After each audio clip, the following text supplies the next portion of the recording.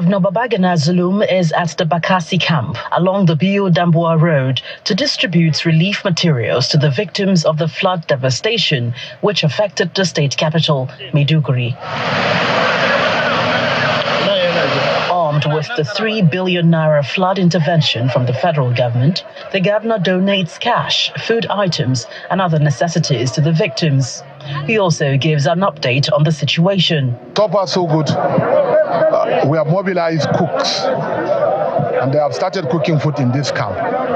So these are immediate palliative measures that will cushion their immediate effect. So this morning, what we are here is to distribute the sum of 10,000 naira to each and every heads of household that are affected by floods. And I also want to inform you that a few days ago, luckily enough, we received 3 billion naira from the federal government as flood intervention fund. So we are using this fund to support the communities that are affected by the flood. The governor explains the cause of the flood and the plans of the state to reconstruct the dam and contain the water. The water that we received this year exceeds the carrying capacity of the dam. We have a very heavy storm. It might be associated with climate change. That's the most important thing. So what we need to do is to now reinforce the dam, reconstruct the dam, expand the capacity of the dam, and most importantly, defilt the drains. Because most of the waterways were occupied by human beings. If you can remember a few years ago when I was sworn in as the governor of Borno State, I followed all this route and I asked people to bucket on the waterways. But unfortunately, people don't heed to our own advice.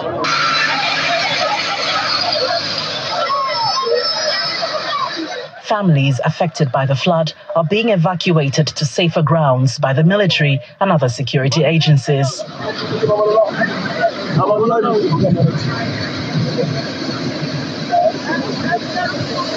come back with this, your motor here. Back properly now. The flood is already receding in some parts of Maiduguri, while some places like the Medium Security Correctional Center is still flooded.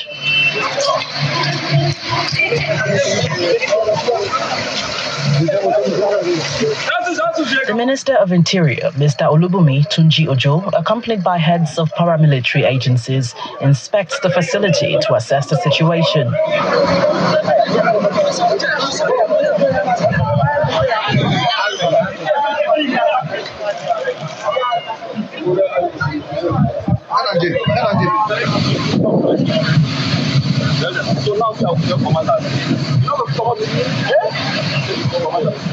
Later, he pays a courtesy visit to Governor Zulum, where he gives updates on the impact of the flood.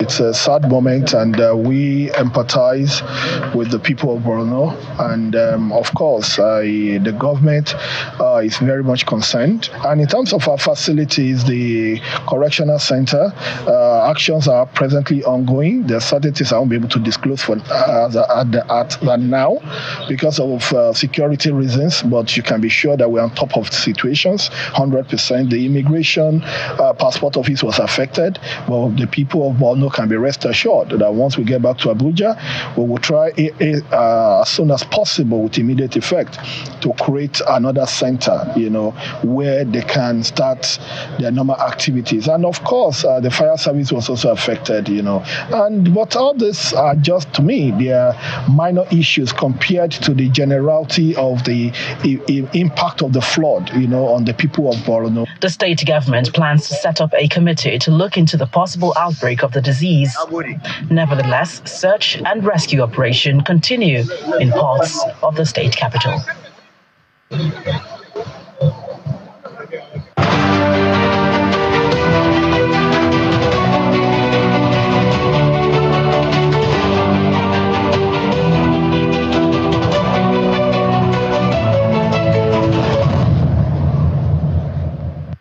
rising temperatures around the world, not just in Nigeria. That was just one of the signs of it in Nigeria. Well, of course, world leaders have been meeting and having conversations.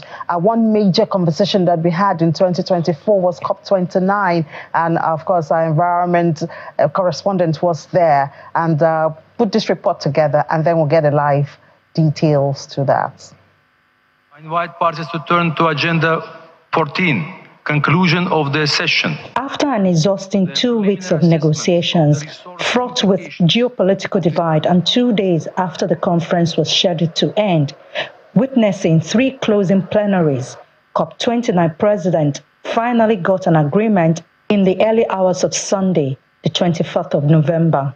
I hereby invite the CMA to adopt the draft decision contained in document CMA/2024 L.22.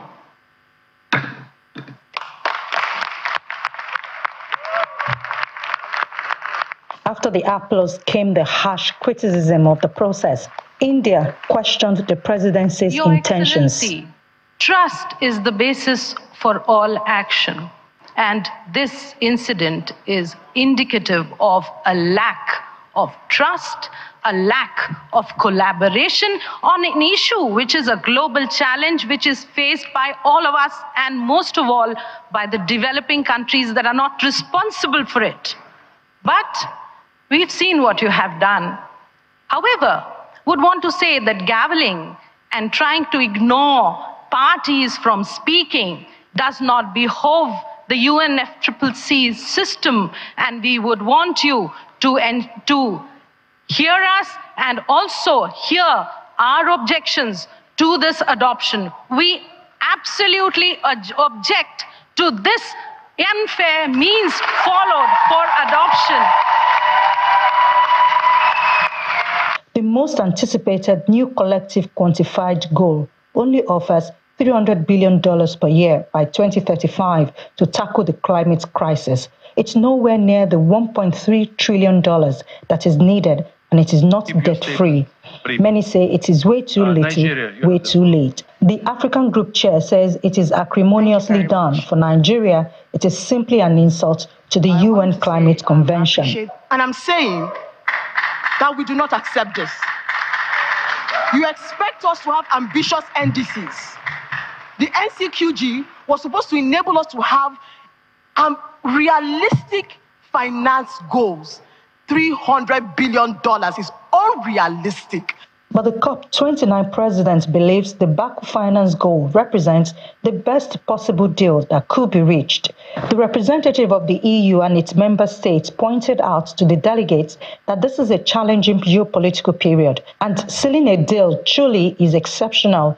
We're tripling the 100 billion goal, and we feel it is ambitious, it is needed, it is realistic, and it is achievable. And we are confident that this will be a tale of delivery. While the deal has drawn condemnation around the world, the UN Secretary General said he had hoped for a more ambitious outcome. But this agreement provides a base on which to build. The Executive Secretary of the Climate Convention says it is an insurance policy for humanity. But like any insurance policy, it only works if premiums are paid in full and on time. Promises must be kept to protect billions of lives. Following what happened here, it is now clear that a lot more needs to be done in Brazil next year to restore hope in the COP process. From Olympic Stadium in Baku, Azerbaijan, the venue of COP29, Ayola Kasim, Channels Television News.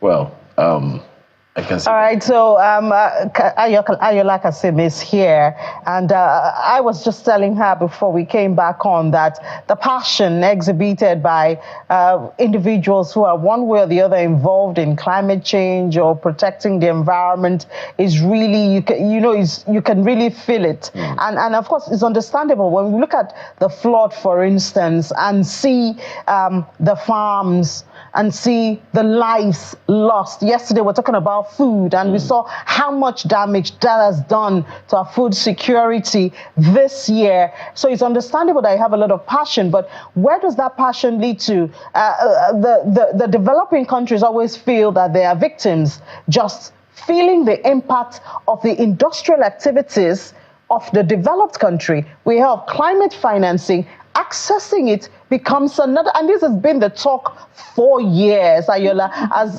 long as I've started following the story. I know you know better than me, but come on. I mean, why is it all political?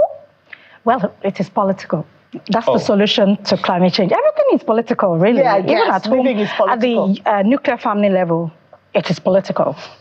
Let's say what it is. So just imagine, this is COP29.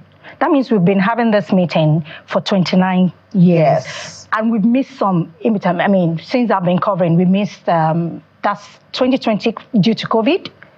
So it was shifted. The COP26 in Glasgow was supposed to be 2020, but it happened 2021. So we missed 1 year. So that means we've been doing it for 30. So it started 1992.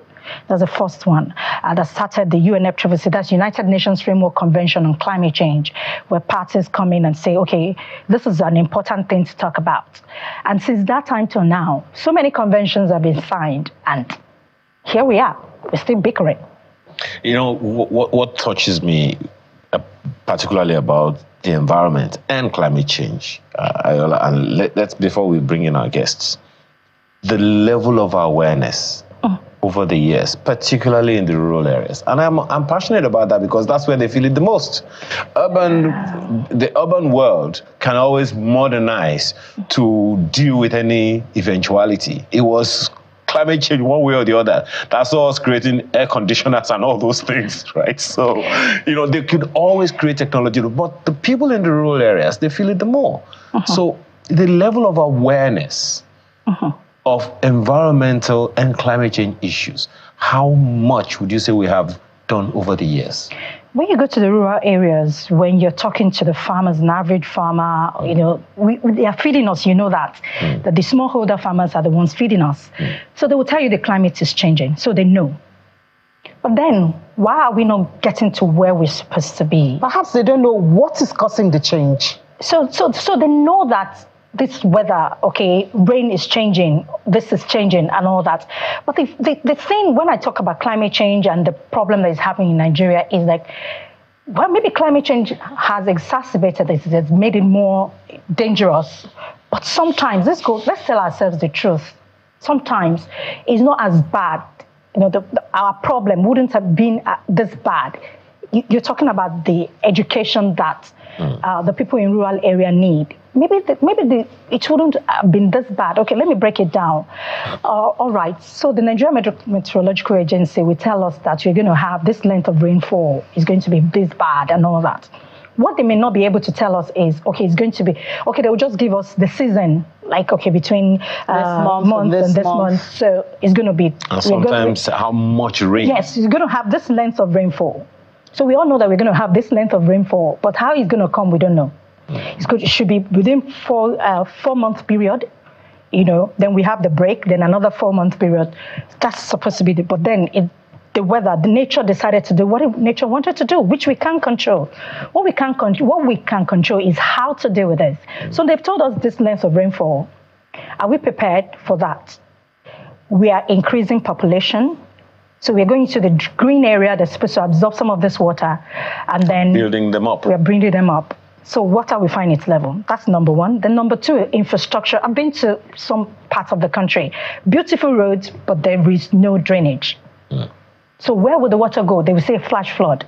So what happened in Borno State, for instance? They've told us we're going to have this level of rainfall. And then we didn't know how long. It didn't spread for 4 months. It decided to come just within a very short period of time. And then when it came, there's nothing to absorb it. And then our dam broke.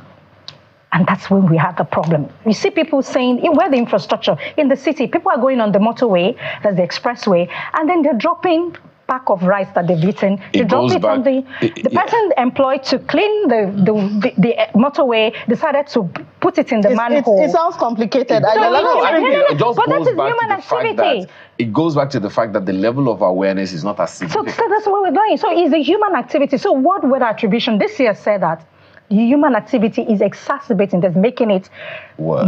Yes, the impact of climate change. And I think if Nigeria need to move to where we are now to where we need to be, we need to check that human activity such that our infrastructure can withhold the impact. Our infrastructure and our attitude. Attitude is...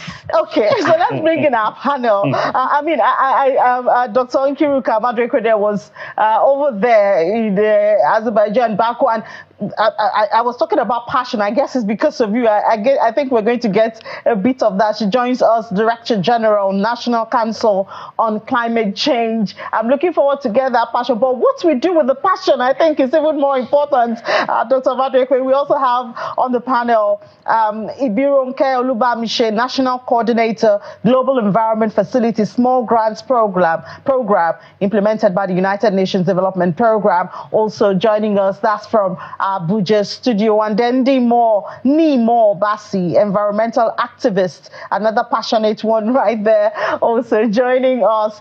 Good evening, everyone, and thank you so much. Good evening. Good evening. All right.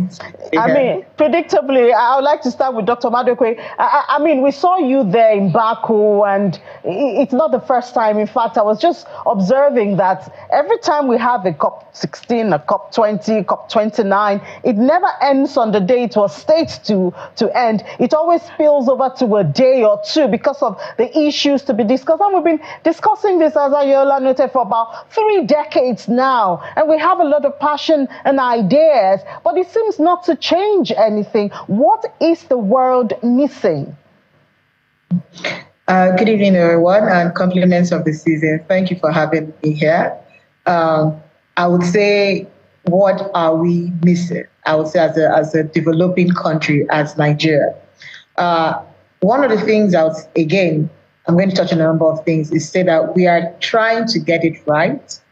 We're actually getting it right. We're in the process of getting it right.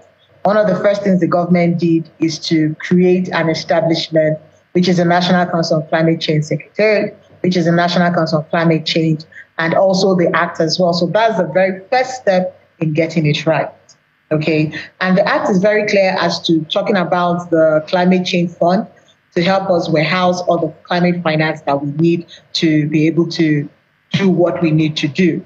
It's a gradual process, but I can say that we're actually in the right step and taking the right step that we need to take. One of the things that the council is doing, the Secretariat for 2025, and we've been able to identify very clearly what our focus is, which is amplifying nature-based climate solutions, looking at how do we move towards pushing the biodiversity and conservation. And then one of the first things we're doing in January, because I heard you talk about the local communities, we are going to the 9 states, the Niger Delta, 9 states, mangrove visitation. And that's, I'm very excited to see Chief Nimo Basi here, because we're going to contact him.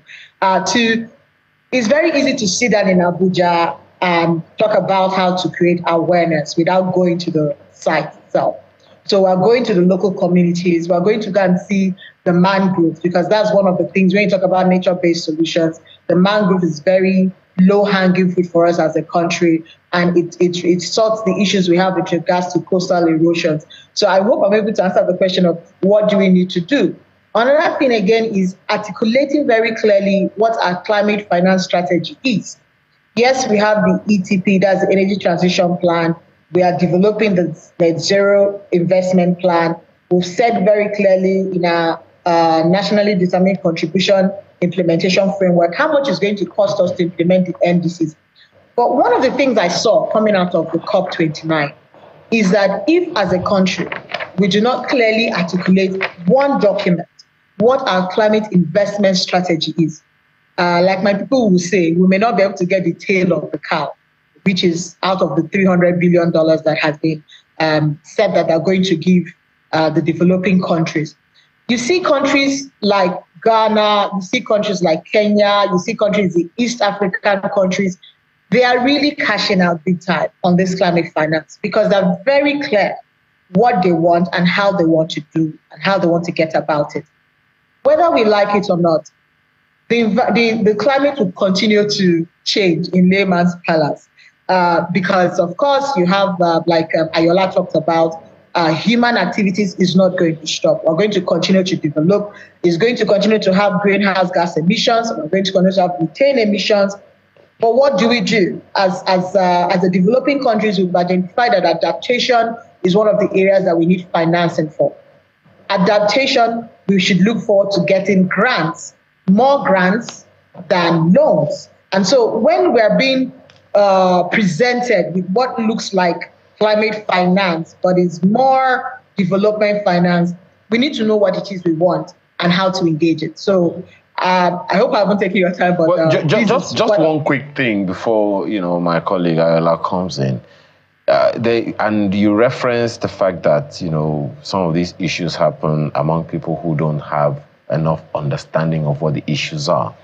So speak to what she said about the what she calls the attitudes, our attitude, the human activity, as you put it, which is, could be said to be a product of inadequate awareness of what the real issues are. Because irrespective of the funding and policies and initiatives taken from wherever, at the end of the day, it comes back to the place the rubber meets the road. So what you said is very key. We've understood that awareness creation is very important. So that's why I said that the first thing we're doing in January is that we're going to the 9 states. We're going to the local governments. We're going to speak to the people. We're creating climate awareness literacy to help them understand what is this climate change in your normal language. Not only that, we are also working together with the media because we've identified that the media is a very key partner for us with regards to putting down in local man's language, what is this climate change and how does it impact me? How does it affect my livelihood? What can I do differently? Because again, it's very easy to go to the local governments, but you're talking about the elites as well, who are looking at it from that angle of saying, maybe it doesn't really concern me. Maybe it doesn't really concern me, but I'm drinking water and I'm throwing it out of my car. I'm eating whatever and I'm throwing it out of my car. Indiscriminate, waste disposal. So we are targeting both the local government or people you would say you have to bring it down to their own local palace, and we're also targeting the elites, so to speak. And so that's why we're also going to do capacity building, awareness creation. For instance, we're going to another thing again we're doing early this year, 2025, is speaking to the MDAs as to what their roles are. Very important, again, I will still say, bringing the youth on board to what it is we're doing. And so part of what we're also looking at is also having a youth summit where we're asking the youth, where is the Nigeria you see in 2030? Where is the Nigeria you see in 2035? How do we speak your language in reviewing the nationally determined contributions? One of the things we also saw is that because there's lack of co-creation for this document, people do not really understand what the documents we have and how they do apply to them. And so we've identified our very key stakeholders, the youth, the MDAs, the local governments, the states, and also identified how we're going to engage them, because it's important for us to increase awareness. I wouldn't say that is a one-year thing that can happen in 1 year, but it's a continuous effort. It's a continuous effort to bring it to their language. And that's why media is very important to us. We're not joking with the media coming 2025. For us, the media is very important to putting that message out. And you can be sure that we are on your side here. That's a surety. All right. I'm sure if we allow her, she's just going to take the action. I witnessed that when we were in Baku. But then looking at, she referenced financing. So I'm going to go to Ms. Solubamishe. Jeff, that's Global Environment Facility Small Grant Program, has been in the country working with communities in Nigeria, to finance, give grants actually. But one thing we've seen over the years is like sometimes these grants, though they are meant to help, but you still have challenges. Some people with the GCF. Actually, as a throwaway now, we signed with Development Bank of Nigeria, signed with the Global Climate Fund, was accredited actually at BACO, which is a good news, but they're giving loans.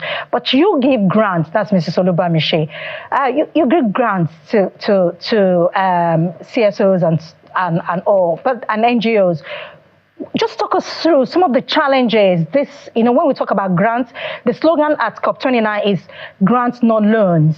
But then it's not all rosy when you even have this grant, and in some ways it stops the tap keeps running dry when there is no when there's no accountability. So talk us through this challenge and how we can move from where we are now to where we want to be. Thank you very much, Ayola, Mr. Ayo, and Ms. Ili for having me, and compliment of the season to all of you. I also want to appreciate the Channels TV. Of course, Ayola, always supporting our work everywhere we go. You are always interested in what we're doing, and I want to appreciate the entire Channels TV for that. All right, so we have been giving grants for the past about 15 years now. The Jeff Small Grants Program started in Nigeria in 2009, and currently we have supported community environmental initiatives in over 200 communities. We have supported over I think as at the last count, we have about 225 projects, community projects that we have supported. And of course, the grant is meant for the communities. But because Jeff also understands that some of the communities cannot produce the proposal that is needed for them to be able to participate in this environmental initiatives, yet they have ideas. And that is the reason why we work through civil society organizations when they have identified with the communities and they have had discussions with them. Because one of the things we found out in some instances, yes, awareness creation is very important. Some of them are not aware. Some are aware, but they don't know what to do. Some know what to do, but they don't even know where to get the support that they need. And that is where we come in when we see civil society organizations coming in. And like we are saying, of course, the grants, the challenges, some of the challenges we have basically is that for some of the NGOs, some of them have good intentions, but to put together, to synthesize their ideas together, to make it to have a sustainable impact, that is one of the challenges that we have. Many of them, one of the things we are preaching, so to say, to them now is, you are not just implementing a project for 1 year, for 2 years. What happens 5 years down the line?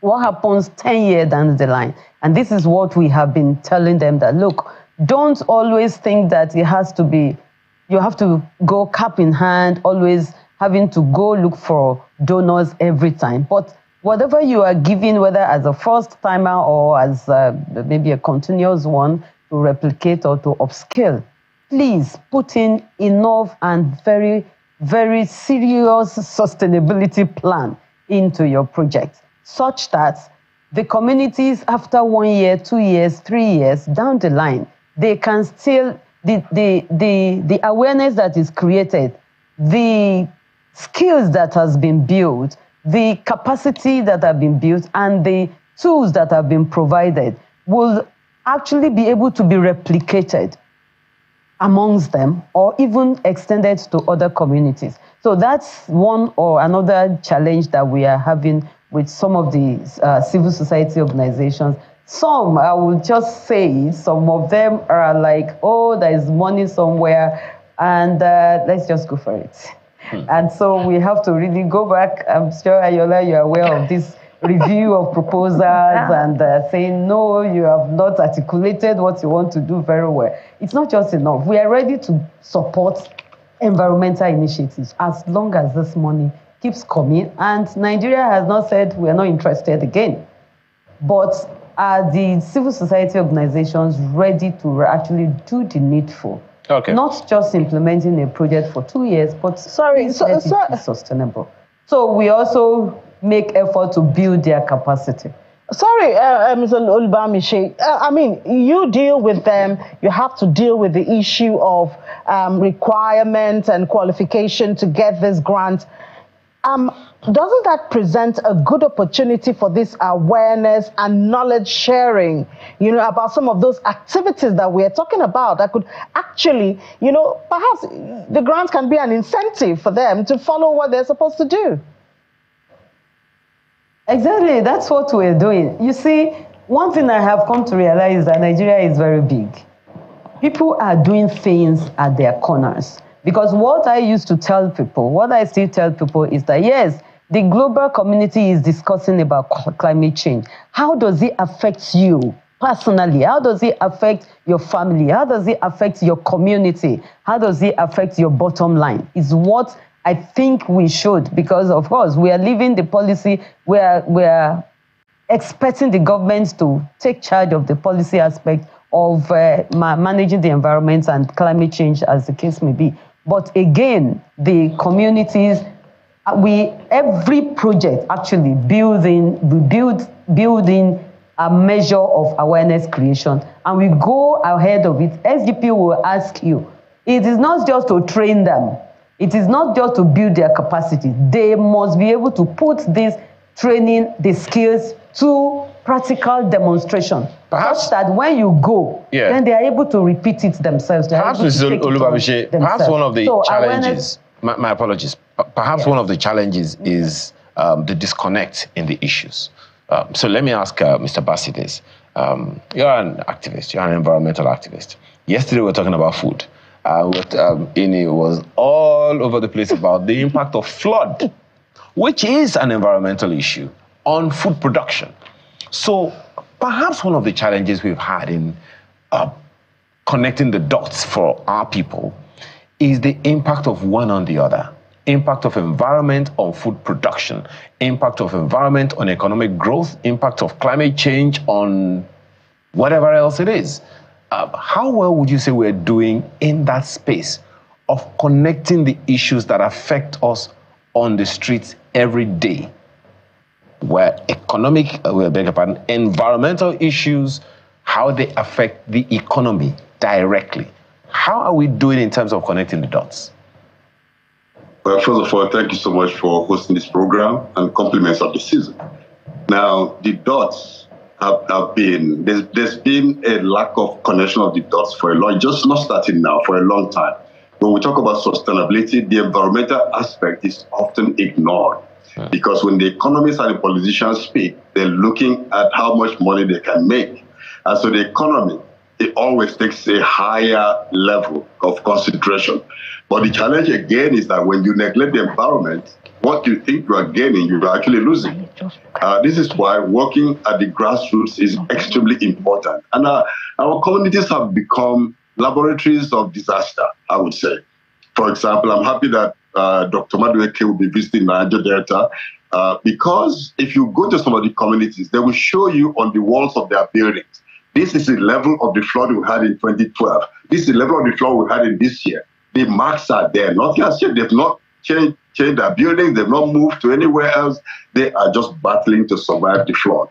And so what I believe we need to tackle, apart from just creating awareness, is to intensify more efforts in climate literacy, which is where you're going to connect the dots, so that politicians understand that you can't discount the environment. The environment is our life. You have to invest. The Ministry of Environment doesn't receive the amount of resources that it should receive, because perhaps that is not being considered as a major area to invest in. The Ministry of Agriculture is getting about 2% of the budget, whereas the African Union recommends 10%. And so when you don't invest in this key sector that support human life, is very, very, it would be wishful thinking to think that you're going to achieve a different result. It's what you put in, you're going to get out. And so the literacy we're talking about requires a lot of humility. Policymakers have to go to where the people are battling for survival and learn from them, hear their stories. I believe this is what the SGP under Mrs. Olubamiche is doing. They're actually working very closely. I follow their work. They've supported our work. I follow their work on social media, on LinkedIn, everywhere. And these things are very well laid out. That you have to really kickstart the economy, to promote the development as people, pro-people, you have to focus on the environment. You can't do it any other way. All right, Dr. Nimo, you just talked about the government, making policies and then making sure that people know, helping people out. And I know that you have been in the climate justice space. That has been your thing, fighting there for the Niger Delta people. You're more known for that than any other thing. And in Baku, of course, you're leading the protests and they're talking about grants, not loan as well. And this year, one of the major things that happened, towards the end, first week of December, is the International Court of Justice, hearing from different countries about the responsibilities of nations, the countries to climate change. How do you think this will impact, the things that you're talking about with what you're doing in the climate justice space, as well as the economic development that you talked about regarding, the government policies? Well, thank you for bringing that angle. The truth is that to change the behavior of citizens and governments and corporations, we need to intensify work on the legal field. And that is why connecting environmental or climate misbehavior to the rights of the people, right to life of the people is very, very important. But unfortunately, the world is moving in the direction of disregarding multilateral legal system. The United Nations is being ignored by some countries. They simply just ignore whatever they say and go on doing what they want to do. So you have a system where more and more powerful nations are ignoring the collective, then you're going to still have the problems. Look at the United Nations Framework Convention on Climate Change. We talk about the COP. I've been attending so many COPs, I have a fatigue right now of COPs because every time nations are meeting to negotiate and avoid responsibilities and not to accept to do what is right. The justice basis, which is a common but differentiated responsibility, is almost on life support because the countries who created the problem are not willing. The corporations who fired up the problems are bringing a lot of delegates to the conferences to ensure that things are not done the way they should be done. So I believe, for example, that the campaign for the law of ecocide, which will require environmental damage to be considered in the same bracket as genocide, as war crimes, as crimes against humanity, would actually help those who are creating the problems to step back and contribute to solving the problem. I will go to the DG now, Dr. Oluwabamiche. The issue of political will, even when there are funds, is also another one. You are in government. Tell us, does this administration have the political will, not just on paper, not just in accessing the fund, but actually doing what it ought to do to get the people involved? We've talked about the habits of the people. What about the habits of the government? I think that's Dr. Madukwe. Thank you very much. I think is the question meant for Dr. Nkiruka? She's the one in government. Yes, that's Dr. Nkiruka. Yes, the DG. That's for Dr. Nkiruka. Hi, can you hear me? Yes, we can hear you. I would say that, of course, the government has the will. If it doesn't have the will, it would not have created the climate change fund. That's what I would say, that the government is doing everything within its powers to be able to provide the finance that is needed.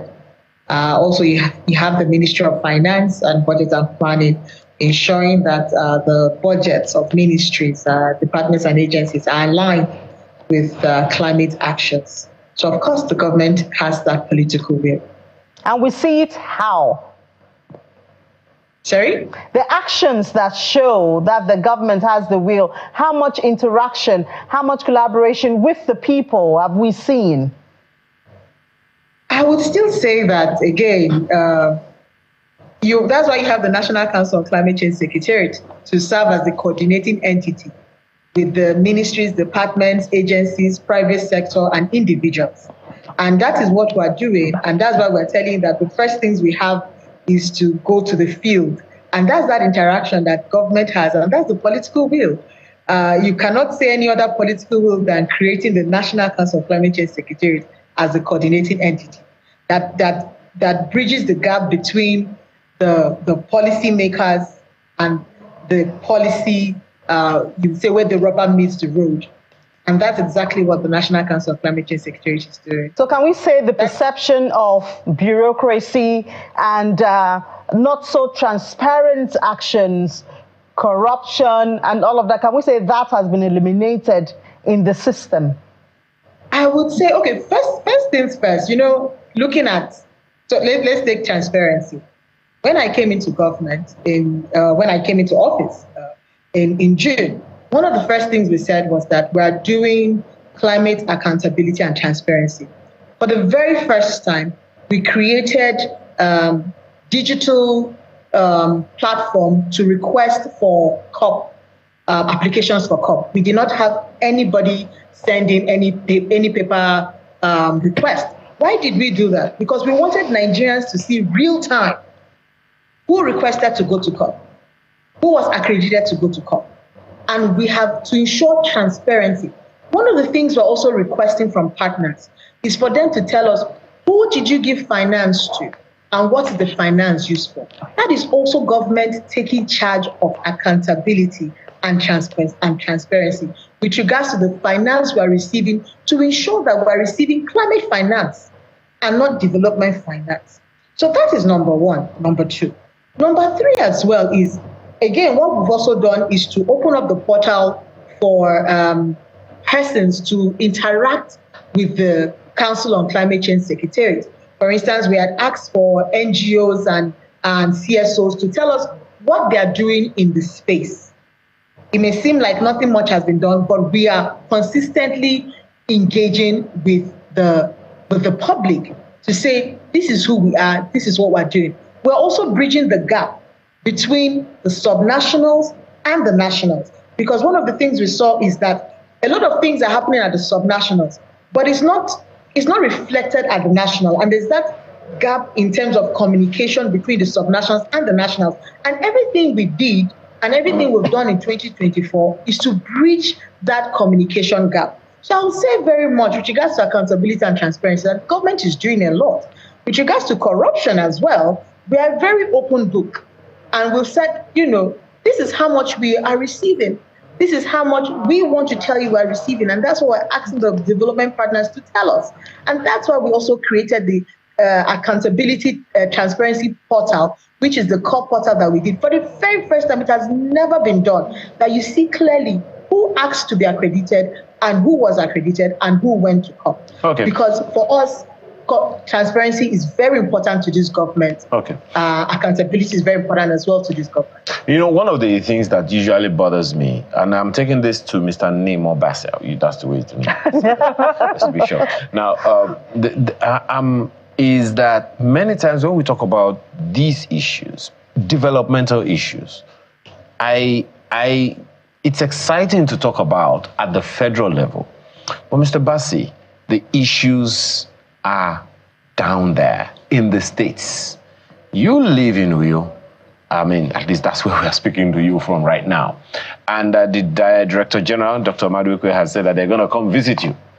So in terms of the understanding and execution of international treaties and agreements and all, in the various states of the country, of Nigeria in particular, what's your understanding of the interpretation of these international treaties on the soil in each of the states? What's the level of understanding of the state governments?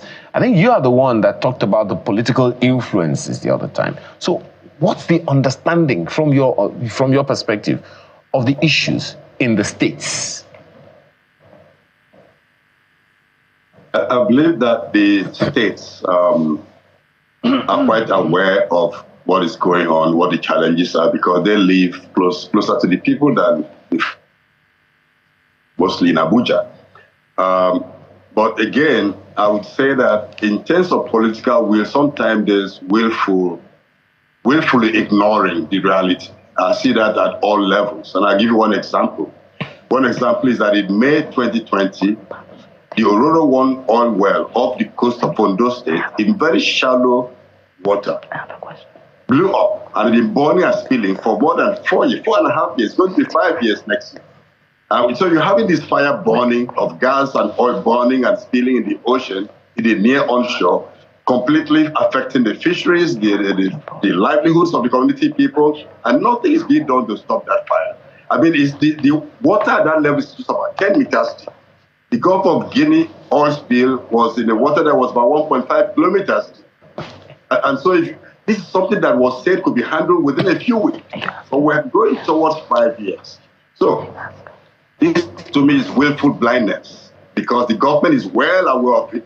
It's exacerbating climate change. It destroys livelihoods. It is posing danger, security, human rights issues, but nothing is being done. So if I use that as an example, I would score the government very low in terms of connecting with the grassroots and what is going on. Okay. And I want to see that fire stopped, so that I know that at least we know that this is a flame that is releasing tons of greenhouse gases into the atmosphere. Apart from the gas flare that's going across the Niger Delta, that is one very sore wound, open wound. All right. And, environment issues differ from state to state, from region to region. So, Dr. Ms. Oluwamise, I'll bring the same question to you.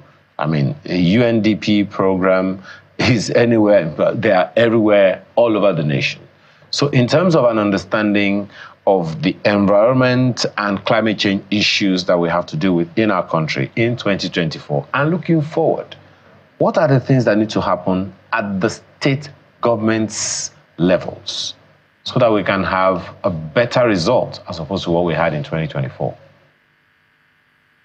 Thank you very much again. And I think at the state level, just like Dr. Nimobasi has said, and then of course the director said, there needs to be a connection between the states and the people. I remember I was at the Niger Delta Climate Change Conference some time ago, a few months ago, and I was taken aback. The people who organized this Niger Delta Climate Change Conference invited all the relevant state governments in that area. But of course, it wasn't really a good thing that the people that came are not even the people that could make decisions, so to say, many of them. They are also like passionate people like us, but they are technocrats. They are technical people who work in the ministries. But the people who need to hear this story, who needs to identify with what is happening, I want to say that in the Niger Delta, even if you don't talk about climate change, they are facing serious environmental problems. I have been there and almost in tears. I mean, don't let us just go there. You have young people dying of strange diseases just because their waters have been polluted. Their environment have been destroyed, not even destroyed, that they cannot do anything there. And then they are, in some parts, the politicians kind of inciting them against themselves. And then they are not even able to do what they ought to do. So I think the state government needs to the political will is very important.